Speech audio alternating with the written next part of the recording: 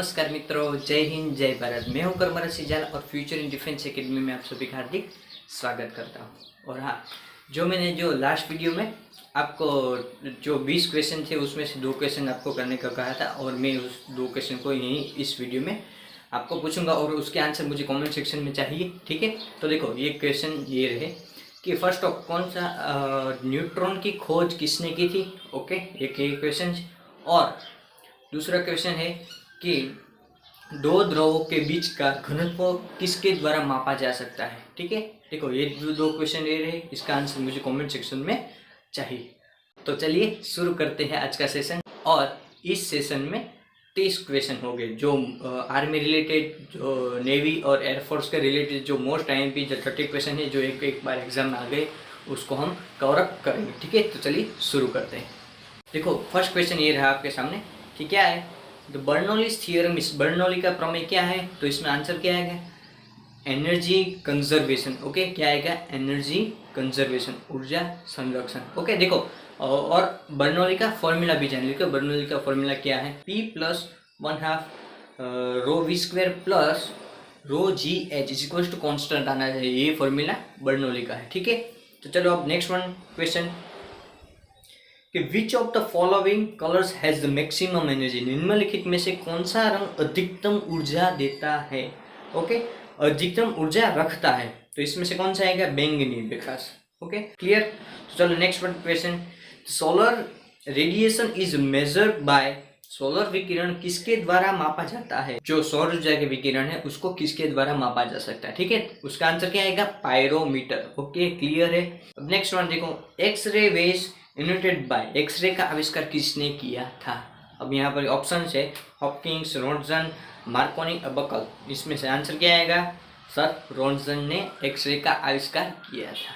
ठीक है, चलो अब next one question, who develop the atom bomb. अब देखो ये सब हमें नोट कर रखना है कि एटम बॉम्ब है, मिसाइल की खोज किसने की है और हाइड्रोजन बॉम्ब की खोज किसने की है। ठीक है, सबसे पहले क्या परमाणु बॉम्ब है। अब परमाणु बॉम्ब की खोज किसने की थी, जे रॉबर्ट ओपेनहाइमर। ओके, ठीक है। और क्वेश्चन नंबर बी, इसका आंसर क्या है, क्वेश्चन नंबर बी, जे रॉबर्ट ओपेनहाइमर। ओके, अब नेक्स्ट वन कौन सा है कि मिसाइल किसने विकसित की थी। ठीक है, मिसाइल मैन के नाम से किसे जाना जाता है, डॉक्टर APJ अब्दुल कलाम को। लेकिन इसमें क्या है, मिसाइल किसने विकसित की थी, तो इसका आंसर क्या आएगा, Wernher von Braun. Okay, option number A इसका आंसर है, Wernher von Braun. Okay, clear है। अब चलो next one question, hydrogen bomb किसने विकसित किया था। अब देखो ये सभी क्वेश्चन मोस्ट IMP, इसलिए सभी क्वेश्चन नोट कर रखना है। ओके, तो देखो हाइड्रोजन बॉम्ब किसने विकसित किया था, वर्नर वॉन ब्रॉन, जे रॉबर्ट ओपेनहाइमर, एडवर्ड टेलर के सैमुअल कोहेन। ओके, इसमें से कौन सा आंसर आएगा, एडवर्ड टेलर ने हाइड्रोजन बॉम्ब को विकसित किया था। ओके, ये सब आपको नोट कर रखना है। और हमारा जो लास्ट वीडियो था उसी तरह इसमें से मैं आपको कल 5 क्वेश्चन पूछूंगा, तो उसका आंसर मुझे कमेंट सेक्शन में देने हैं। ओके, इसलिए पूरा आपको वीडियो देखना है।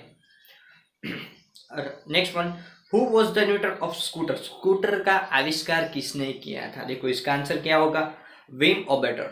ओके, विम ओबेटर ने स्कूटर का आविष्कार किया था। चलो अब next one, which of the following is the lowest resistivity. निम्न में से किसकी निम्नतम प्रतिरोधकता है। देखो इस क्वेश्चन का और दूसरा क्वेश्चन बनता है किस तरह से कि निम्न में से सबसे अच्छा चालक कौन सा है। ओके, देखो ऑप्शन क्या है, सिलिकॉन, चांदी, नाइक्रोम, एबोनेट। ओके, इनमें से सबसे अच्छा चालक कौन सा है, चांदी। ठीक है, देखो और निम्नतम प्रतिरोधकता किसकी सबसे ज्यादा है, चांदी की। ओके, देखो 2 क्वेश्चन हो गए, ये सब आपको नोट करते रहना है। ठीक है, तो चलो नेक्स्ट वन, तो विद्युत आवेश को मापने के लिए निम्नलिखित में से कौन सी इकाई का उपयोग किया जाता है। देखो यहाँ पर नोट करना है कि विद्युत आवेश, इलेक्ट्रिसिटी चार्ज। ठीक है, अब देखो इलेक्ट्रिसिटी चार्ज को हम किसके द्वारा किसके इलेक्ट्रिसिटी चार्ज की क्या इकाई है, कूलम। ओके, इलेक्ट्रिसिटी चार्ज को कूलम से रिप्रेजेंट किया जाता है। ठीक है, तो चलो अब नेक्स्ट वन, क्या the device used for measuring potential difference is known as. तो विभवांतर को मापने के लिए उपयोग किया जाने वाला उपकरण, विभवांतर को किसके द्वारा मापा जा सकता है? देखो यहाँ पर मिस्टेक मत करना, यहाँ पर पोटेंशियल डिफरेंस, तो यहाँ पर पोटेंशियोमीटर मत करके आना, ठीक है। अब देखो इसका आंसर क्या होगा, देखो विद्युत विभवांतर, पोटेंशियल डिफरेंस का इकाई क्या है? वोल्ट है, ठीक है। तो अब इसका आंसर क्या होगा? Volt meter. वोल्ट मीटर से विद्युत विभवांतर, पोटेंशियल डिफरेंस को मापा जाता है। ओके, चलो next one, the unit for measuring potential difference. देखो ये भी क्वेश्चन है कि पोटेंशियल डिफरेंस मतलब कि विद्युत विभवांतर का इकाई क्या है? तो क्या आएगा इसका आंसर? वोल्ट। ओके, चलो next, which of the following does not represent electricity power in A circuit. निम्नलिखित में से कौन सा विद्युत क्षमता का प्रतिनिधित्व नहीं करता? देखो इसमें से नहीं करता लिखा, यहाँ पर बहुत ज़्यादा बच्चे मिस्टेक कर जाते हैं कि नहीं या है, उसमें बहुत ज़्यादा मिस्टेक होती है, इसलिए पूरा क्वेश्चन अच्छी तरह से पढ़ना, ठीक है। चलो अब देखते हैं कि निम्नलिखित में से कौन सा विद्युत क्षमता का प्रतिनिधित्व नहीं करता है। देखो ऑप्शन है I²R, IR², VI, V²/R। देखो ओके, देखो ये 4 ऑप्शन है। देखो सबसे पहले I²R भी विद्युत क्षमता का प्रतिनिधित्व करता है, VI भी करता है, और V²/R भी विद्युत क्षमता का प्रतिनिधित्व करता है। अब बचा कौन? ऑप्शन नंबर बी, IR², ठीक है। देखो इसका आंसर क्या हो गया? बी, जो विद्युत क्षमता का प्रतिनिधित्व नहीं करता। ओके, यहाँ तक क्लियर हो गया।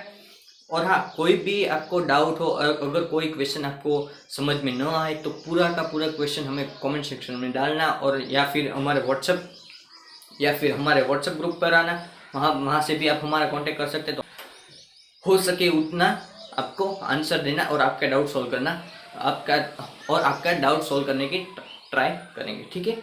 चलो अब next one, when the diameter of wire is double its resistance become.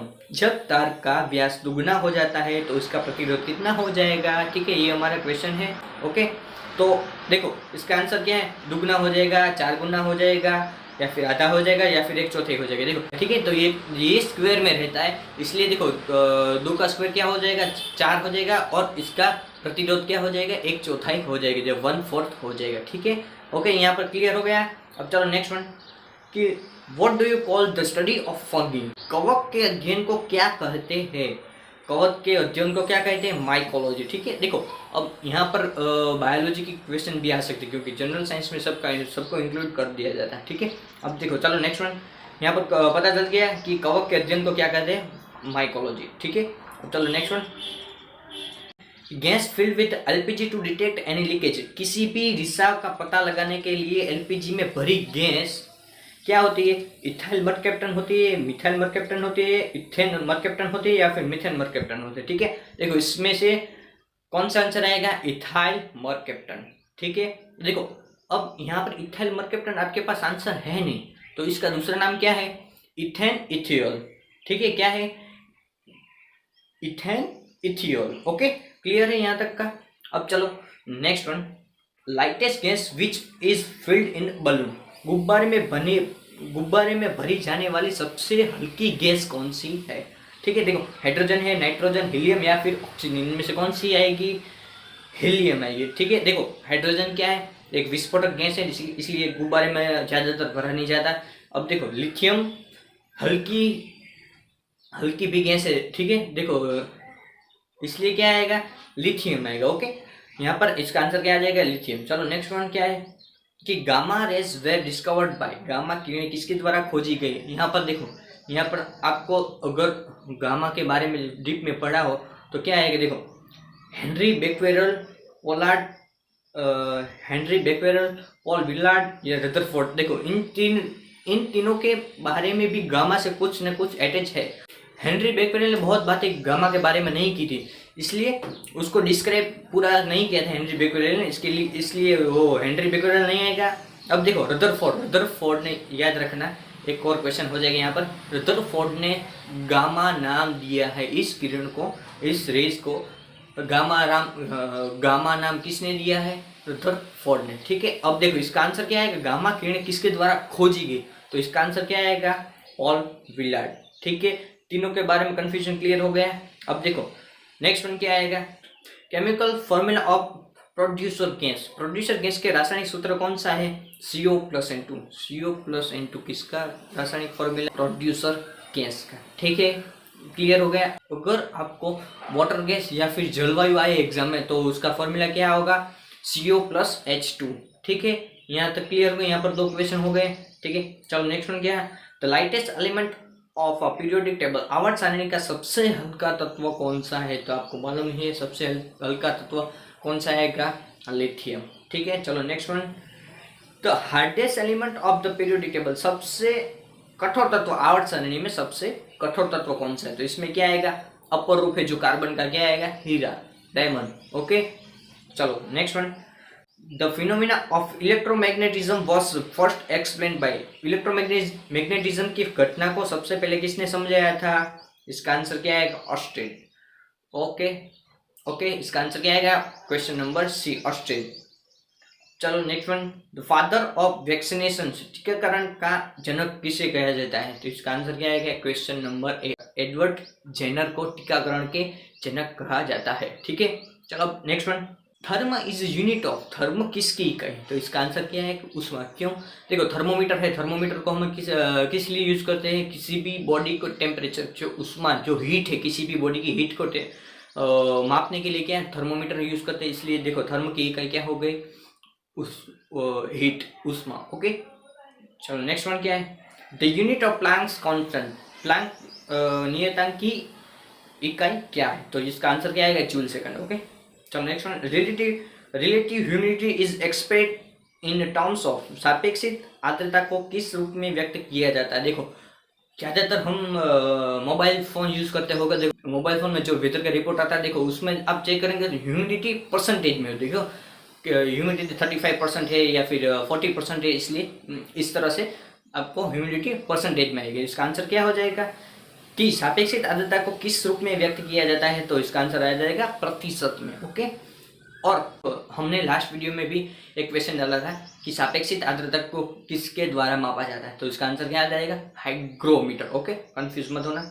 और हाँ, किसी ने भी हमारी जो लास्ट वीडियो थी वो नहीं देखी तो उसकी लिंक मैंने नीचे डिस्क्रिप्शन में दे रखी है, तो जाकर एक बार चेकआउट कर लीजिएगा और वीडियो पूरा देखना। ठीक है, चलो next one, what is the unit of the temperature, तापमान की SI इकाई क्या है? ये तो पता ही होगा कि तापमान की SI इकाई क्या है? केल्विन। ओके, चलो next one, photon is the fundamental unit quantum of, photon निम्नलिखित में से किसकी मूलभूत इकाई है? तो इसका आंसर क्या आ जाएगा? प्रकाश। प्रकाश की सबसे छोटी इकाई कौन सी है? फोटोन। ओके, क्लियर है। चलो next one, a light year is unit of, एक प्रकाश पर किसकी इकाई है? तो दूरी। लाइट ईयर किसके लिए यूज होता है? कि दूरी मापने के लिए। एक light year is equal to क्या होता है? अर्थ और सन के बीच की जो दूरी है, मतलब कि इन दोनों के बीच का जो अंतर है उसको क्या कहते हैं? एक लाइट ईयर। ओके, चलो next question and last, lumen is unit of, lumen इकाई है किसकी है? इकाई यहाँ पर देखना, ज्योति फ्लक्स। ल्यूमिन किसकी इकाई है? ज्योति। ल्यूमिन किसकी इकाई है? ज्योति फ्लक्स की। ठीक है, देखो यहाँ तक आपको सब समझ में आ जाएगा। देखो यहाँ 30 क्वेश्चन यहाँ पर क्लियर हो गए। देखो टोटल हमारे कितने क्वेश्चन हो गए? 50 क्वेश्चन हो गए। इस तरह से हमें टोटल 500 क्वेश्चन कवर करने हैं। ठीक है, तो हमारे चैनल से आप जुड़े रहिए, इसलिए हमारे चैनल को सब्सक्राइब कर दीजिए। और हाँ, ये सभी क्वेश्चन एक बार सभी कॉम्पिटिटिव एग्जाम में आ चुके हैं, इसलिए ये सभी क्वेश्चन किसी भी एग्जाम में जाना तो ये सभी क्वेश्चन एक बार करके ही जाना है। ठीक है, तो चलो इस वीडियो को जितना हो सके इतना शेयर करना।